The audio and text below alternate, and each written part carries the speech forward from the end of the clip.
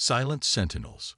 For 12 millennia, the galactic hegemony had ruled the stars with unquestioned authority, comprising 7 advanced species, each with their own specialized roles.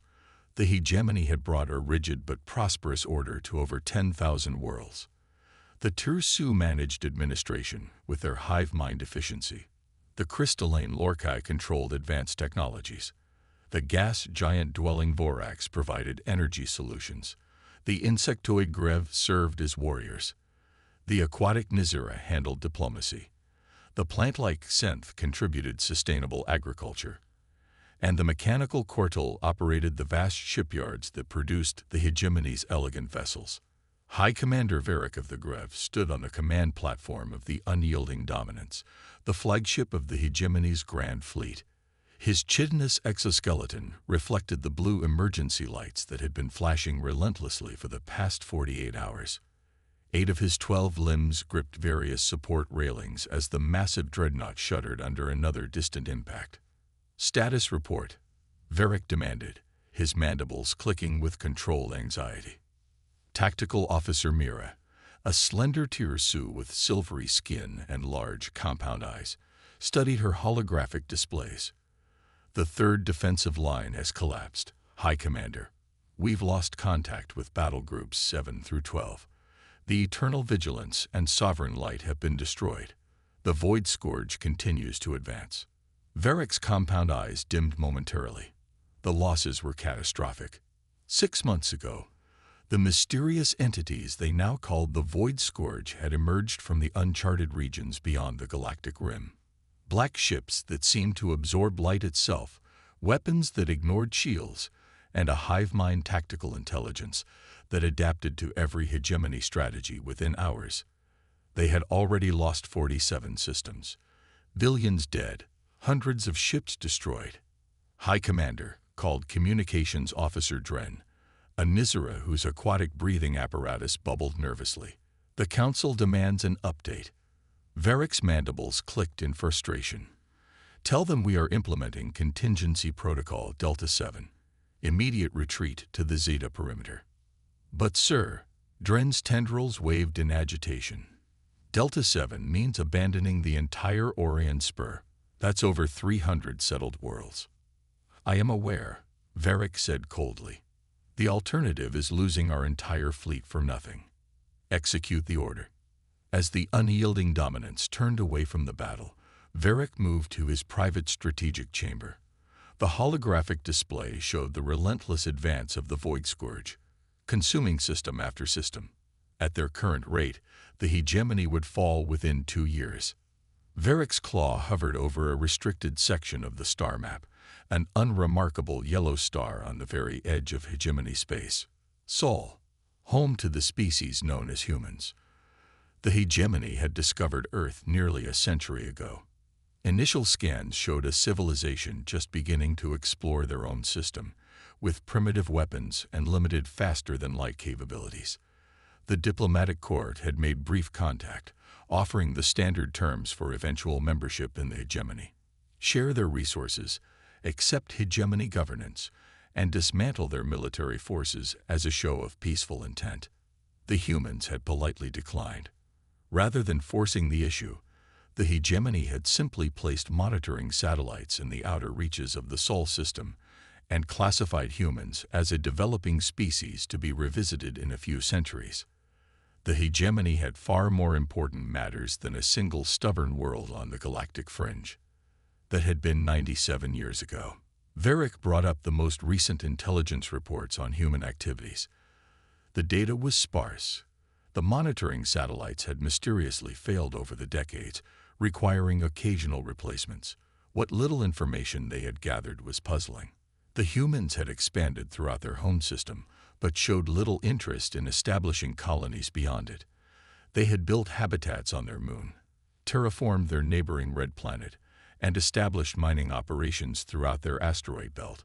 But oddly, they had built very few ships designed for interstellar travel. What they had built, however, were defenses, massive ones. The latest satellite imagery showed a complex network of orbital platforms around every planet and major moon in their system. Their asteroid belt contained what appeared to be thousands of automated defense satellites, and most peculiarly, deep radar scans suggested enormous underground structures on several planetary bodies. It was almost as if the humans had been preparing for something. Varric made his decision. He encrypted a direct channel to the Hegemony Council. "Honored Council," he began, his voice steady despite his inner turmoil. "Our conventional strategies have failed. The Void Scourge adapts too quickly to our tactics. I request permission to implement Emergency Protocol Omega-9." There was a long silence before the council leader, an ancient Lorkai named Zenith, whose crystalline form glittered with stored knowledge, responded. "Omega-9 has not been invoked in 7,000 years, High Commander. You propose to seek assistance from outsiders?" "Yes, Council Leader. Specifically from the humans of Sol." Another long silence. The primitive species that refused our generous offer of protection. What could they possibly contribute against a threat that has decimated our most advanced fleets? Varric's mandibles clicked decisively. "The humans have been building defenses for nearly a century, Council Leader.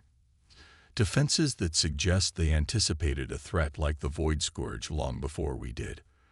I believe they know something we don't." 3 days later, Varric's diplomatic shuttle approached the outer defense perimeter of the Sol system. His small vessel was accompanied by 2 escort cruisers, a pitiful remainder of his once mighty battle group. "We're being scanned," reported his pilot, a nervous young Grev whose antennae twitched continuously. "Maintain course and speed," Varric ordered.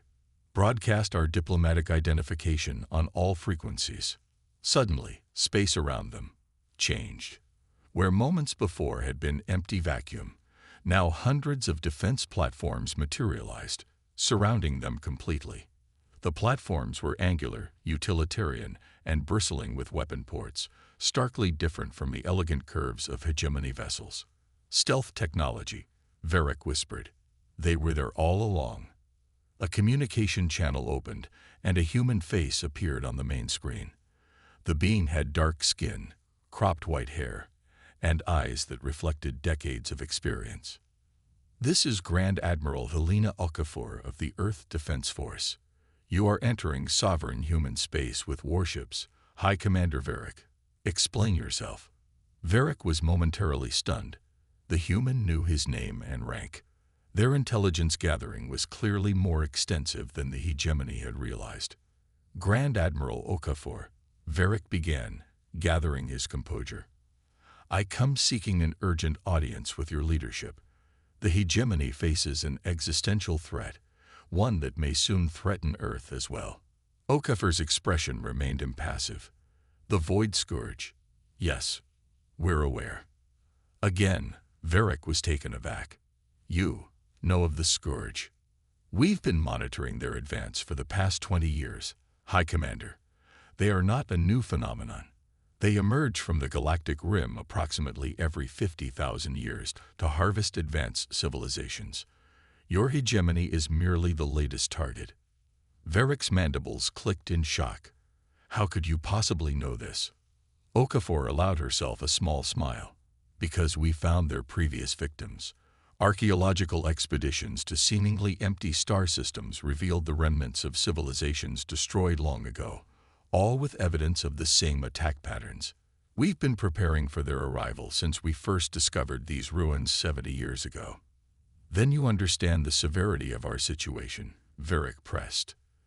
"The hegemony requests Earth's assistance. Whatever resources you can spare."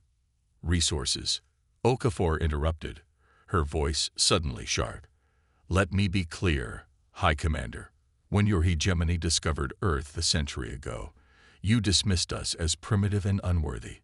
You demanded we dismantle our military as a condition for your protection. We declined because we already knew what was coming." The Admiral's eyes narrowed. "For 97 years, we've built our defenses while you expanded your empire. We've developed technologies specifically designed to combat the Void Scourge while your people enjoyed the fruits of peace. And now that your fleets are being decimated, you come to us for help."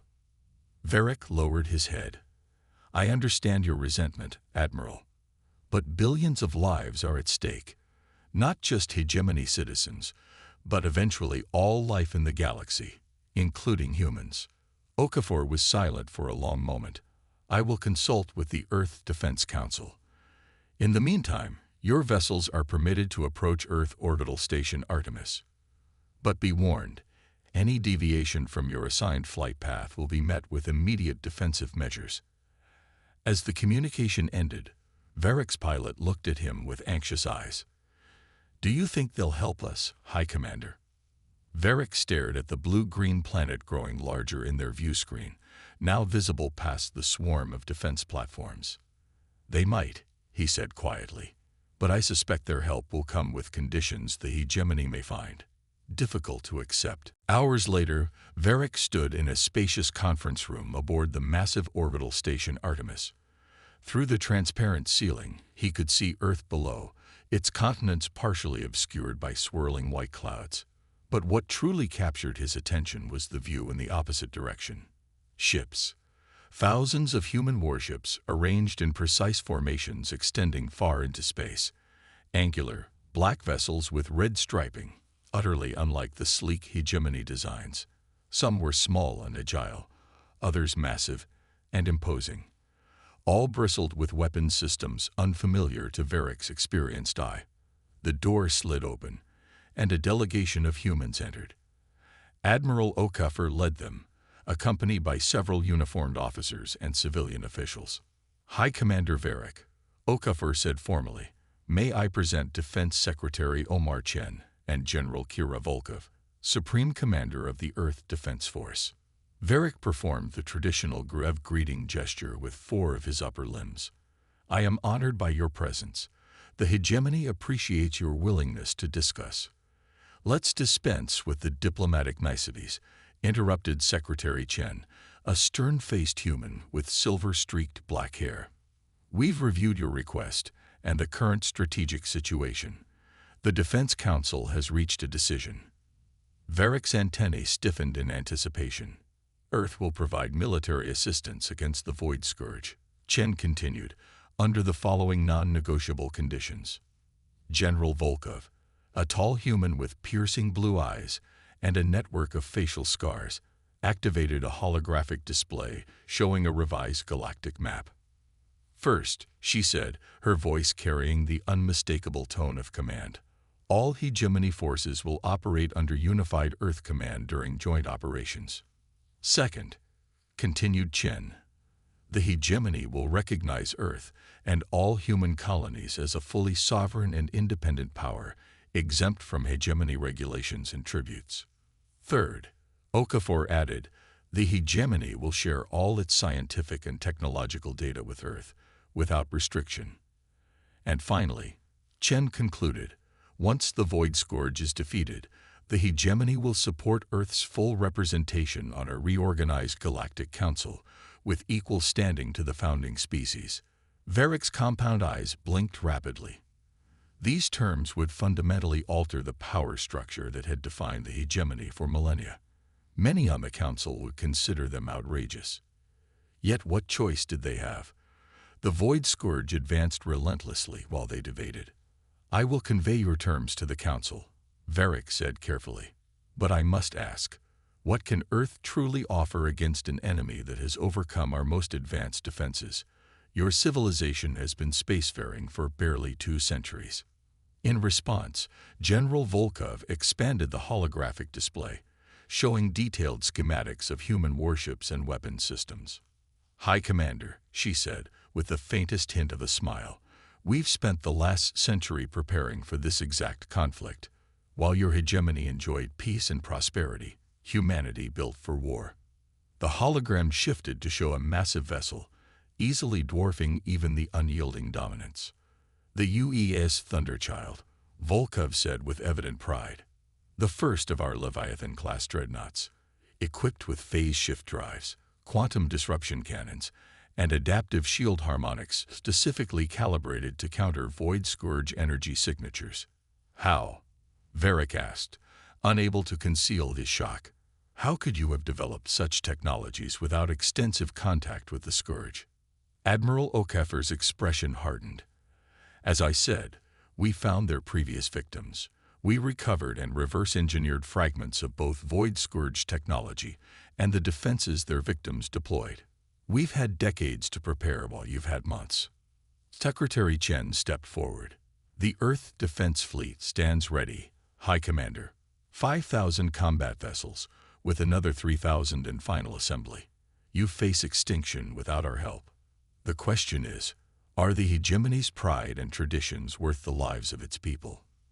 Varric looked once more at the vast armada visible through the station's transparent ceiling, an armada built by a species the hegemony had dismissed as primitive and unworthy. I will inform the Council, he said finally, that Earth's assistance is not merely advisable, but essential, and I will recommend they accept your terms without reservation.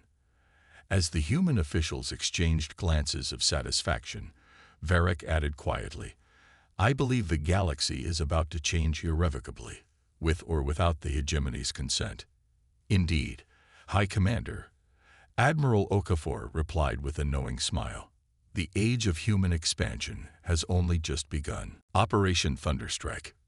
Captain Maya Chen stood on the bridge of the UES Thunderchild, her hands clasped behind her back as she surveyed the tactical display. At 42, Chen had spent 20 years in the Earth Defense Force, rising quickly through the ranks. Her almond eyes, sharp features, and the distinctive scar across her right cheek gave her an intimidating presence that matched her reputation as one of Earth's most brilliant tactical commanders. Status report, she ordered, her voice carrying clearly across the bridge without needing to be raised. All systems nominal, Captain, replied Commander Jackson, her executive officer. The fleet is in formation and awaiting your order to jump. Chen nodded, studying the holographic representation of Operation Thunderstrike. 1,000 human warships, a fifth of Earth's total fleet, positioned to strike at the heart of the Void Scourge advance. Alongside them, the remnants of the hegemony's once proud armada, 300 vessels of various classes, their elegant designs contrasting sharply with the angular, utilitarian human ships. And our allies? Chen asked, unable to keep a slight edge from her voice. High Commander Varric reports his vessels are ready, Jackson answered, though they're still struggling to integrate with our tactical network. Not surprising, Chen murmured. Their systems were designed for peace, ours for war. It had been 3 weeks since the Hegemony Council had reluctantly accepted Earth's terms. The diplomatic channels had been filled with thinly veiled outrage from several council members, particularly the Lorkai and Tirsu representatives. Only the relentless advance of the Void Scourge had finally silenced their objections. Chen touched the communications panel. High Commander Varric, this is Captain Chen. The Thunderchild will lead the jump in 5 minutes. Confirm your battle groups are prepared to follow our coordinates precisely. Varric's insectoid face appeared on the screen. Confirmed, Captain. My vessels are prepared. May I ask, have you actually engaged the Void Scourge before? In simulation only, Chen replied honestly. But we've run over 10,000 battle scenarios. Our quantum AI models give us a 73% probability of success for this operation. The Hegemony's predictive models gave us an 89% chance of victory in our first engagement, Varric said grimly. We lost half our fleet in 6 hours. Chen's expression remained impassive. With respect, High Commander, your models were based on conventional warfare tactics. Ours were built specifically to counter the Scourge. She ended the communication before Varric could respond and turned to her bridge crew. This is what we've prepared for our entire lives, she said, her voice carrying to every station. Not just us, but 3 generations of humans before us. While the rest of the galaxy pursued peace, we readied ourselves for this exact moment. Her eyes swept across the bridge, meeting the gaze of each officer. The Void Scourge believes it faces a faltering enemy. It has no idea what's coming. Today, humanity reveals itself not as the primitive species the galaxy dismissed, but as its salvation. She nodded to her tactical officer. Begin the countdown. Jump sequence initiated. The officer responded. All vessels synchronized. Phase shift drives engaging in 5, 4, 3, 2, 1. Space tore open before the human fleet, the phase shift drives creating stable passages through the quantum fabric rather than merely bending space like conventional FTL. The Thunderchild led the armada into the swirling portal, followed in precise sequence by the rest of the human vessels, and finally, the hegemony ships. The Antares system materialized around them.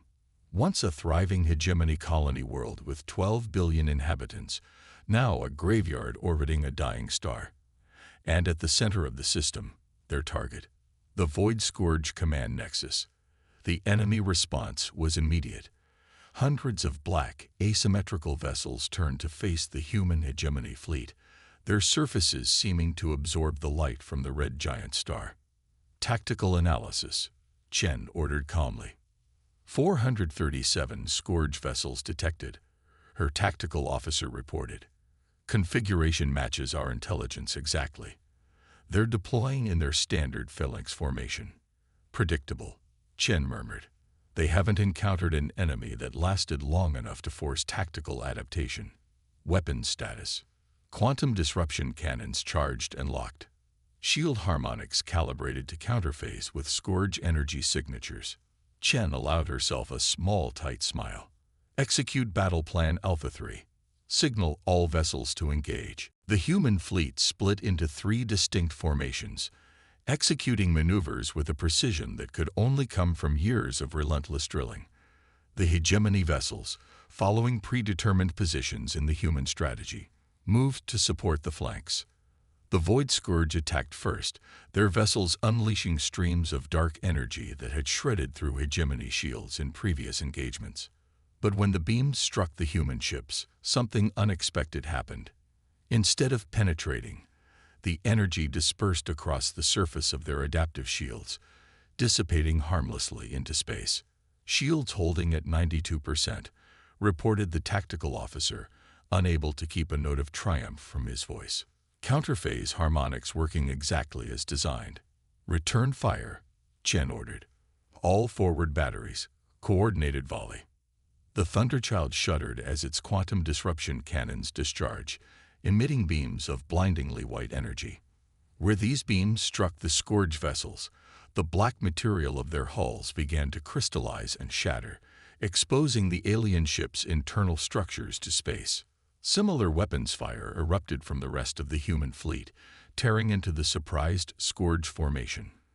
Dozens of enemy ships broke apart under the first volley. They're adapting, the sensor officer called out. Scourge vessels are modifying their energy signatures.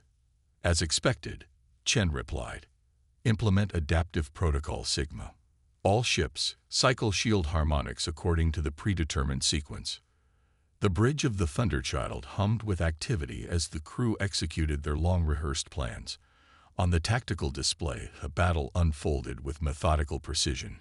Human vessels maneuvering in perfect coordination, their weapons targeting the weak points in Scourge ship design that Earth scientists had identified decades earlier.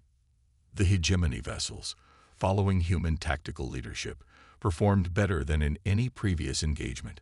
High Commander Varick's voice came through the communication channel, his tone a mixture of shock and admiration. Captain Chen, your predictions were accurate. We've already destroyed more Scourge vessels in 10 minutes than the hegemony managed in 6 months of fighting. This is only the beginning, High Commander, Chen replied. Maintain your position. Phase 2 begins now.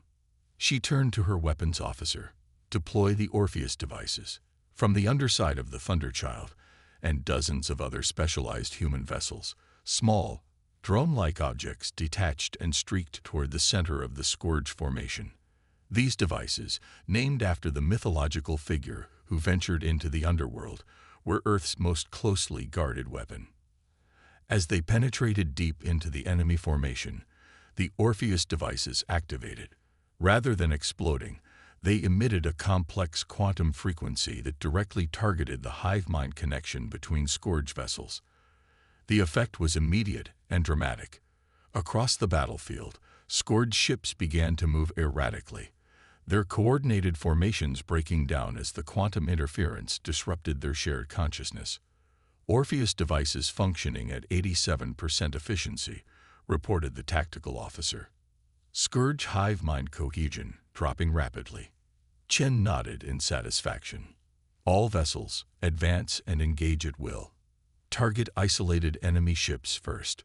The human hegemony fleet surged forward, now taking the offensive against the suddenly disorganized enemy. Without their hive mind advantage, the individual Scourge vessels proved vulnerable to concentrated fire. For an hour, the battle raged across the Antares system. The human fleet's losses were minimal. 17 vessels destroyed, another 38 damaged but operational. The hegemony contingent suffered more heavily, losing 42 ships, but even this was a fraction of their usual casualties against the Scourge. The enemy, by contrast, was being systematically dismantled. Over 300 Scourge vessels had been destroyed, the remainder fighting with decreasing effectiveness as the Orpheus devices continued to disrupt their communication. Victory seemed assured when the tactical situation suddenly changed. "Captain," the sensor officer called out urgently. Multiple phase signatures detected at the system's edge. Scourge reinforcements incoming. Chen frowned as new data flooded the tactical display. Over 200 additional Scourge vessels were arriving, including a massive structure unlike anything they had encountered before. "Analysis of the large vessel," she demanded. "Configuration suggests it's a Nexus ship, Captain. Likely the central consciousness hub for this entire Scourge cluster. Energy readings are off the scale." As if to confirm this assessment, a massive pulse emanated from the Nexus ship, washing over the battlefield.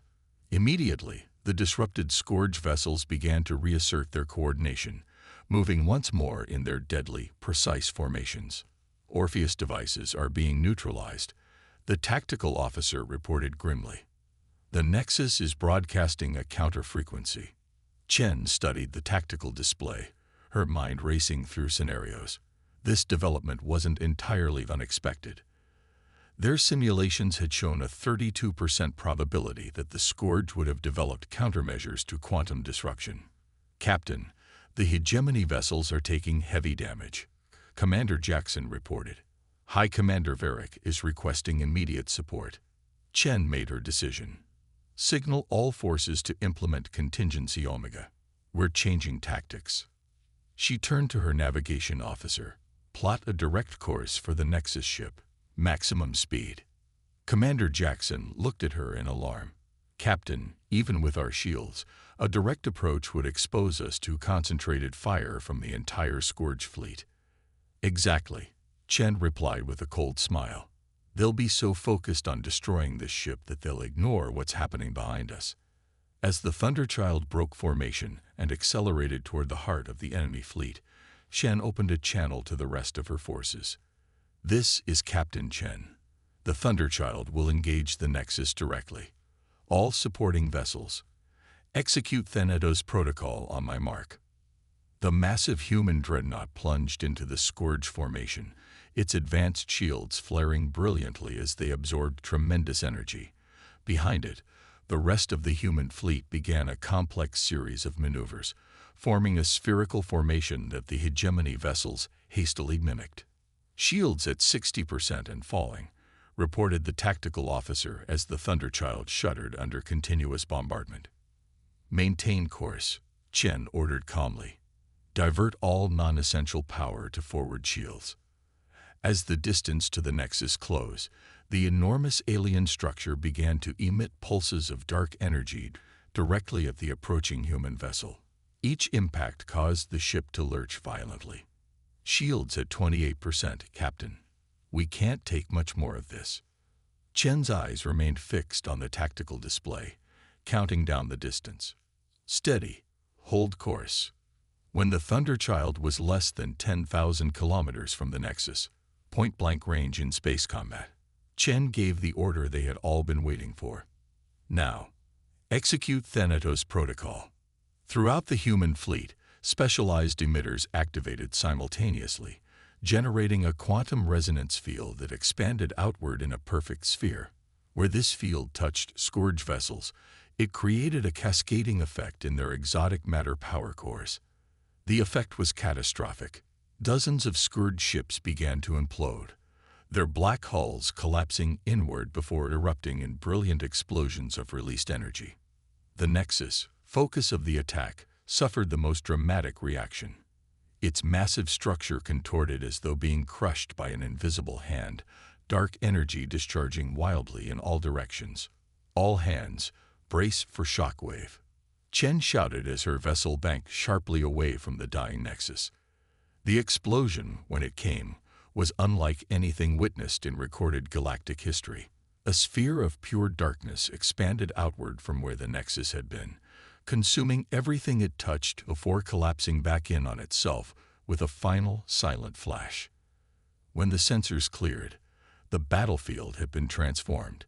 Where hundreds of Scourge vessels had been, now only scattered debris remained, tumbling silently through the void. Of the Nexus, nothing was left but a strange distortion in space, a permanent scar in the fabric of reality. The Thunderchild, though severely damaged, remained operational. Throughout the fleet, damage reports flooded in, but the numbers told an unmistakable story. Victory. Complete, undeniable victory against an enemy the hegemony had considered unstoppable. Open a channel to High Commander Varric, Chen ordered, straightening her uniform despite the smoke and sparks on the bridge. Varric's face appeared on screen. His compound eyes widened in what Chen had learned to recognize as astonishment. "Captain," the alien commander began, his mandibles clicking rapidly. "We. The hegemony owes humanity a debt that cannot be measured. How did you know the Thanatos protocol would work?" Chen allowed herself a genuine smile. "We didn't, not with complete certainty, but our understanding of Scourge technology suggested their power cores were vulnerable to quantum resonance. We built our entire fleet around weapons designed to exploit that weakness." "Your entire fleet," Varric repeated slowly. "You've been preparing for this single battle for generations." "For this battle, and many more to come," Chen corrected him. "This was only one Nexus. Our intelligence suggests there are at least 7 more throughout the galaxy." She paused, letting the information sink in. "The war has just begun, High Commander, but today proved humanity is ready to lead it. Are you prepared to follow where we go?" Varric was silent for a long moment before responding. "The hegemony has existed for 12 millennia, Captain Chen. We have never followed another power. But today, we witnessed something unprecedented." The alien commander straightened to his full height. "I will inform the Council that without Earth's leadership, the galaxy faces extinction. The age of the hegemony's unchallenged rule is over. The age of humanity has begun." As the communication ended, Chen looked out at the starfield beyond the Thunderchild's damaged bridge. For a century, humanity had prepared in isolation, building weapons while the galaxy enjoyed peace, expecting the worst while others hoped for the best. Today had vindicated those choices. Humanity had not merely survived its first major interstellar conflict. It had emerged as the galaxy's savior, and in doing so, had forever changed the balance of power among the stars. "Set course for Hegemony Central Command," Chen ordered her navigation officer. "We have terms to discuss." Around the battered but triumphant Thunderchild, the rest of the human fleet moved into escort formation. Their black hulls, scared by battle but unbroken, stood in stark contrast to the elegant hegemony vessels that now followed in their wake. The message to the galaxy was clear.